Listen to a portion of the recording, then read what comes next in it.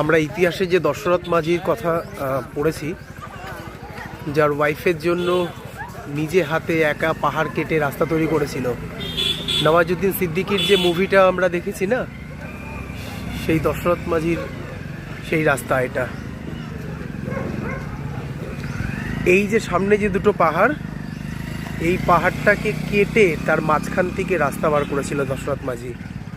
এই সামনেই আসছে পাহাড়টা।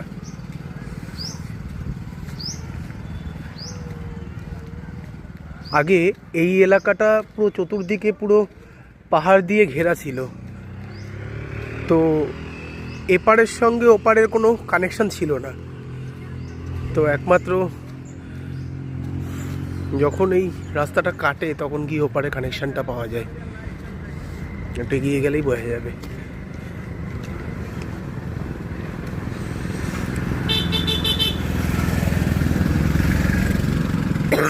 পুরো জায়গাটা পাহাড় দিয়ে একটা ফেন্সিং এর মতো করা,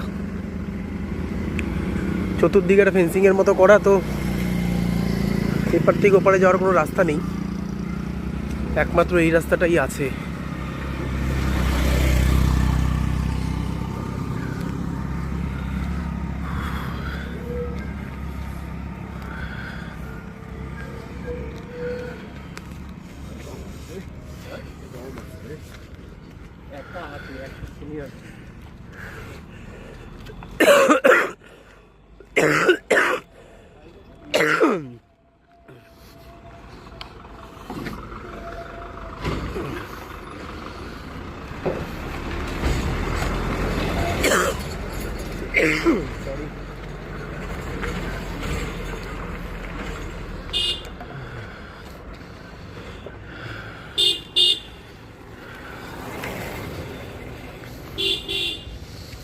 এই সেই রাস্তা।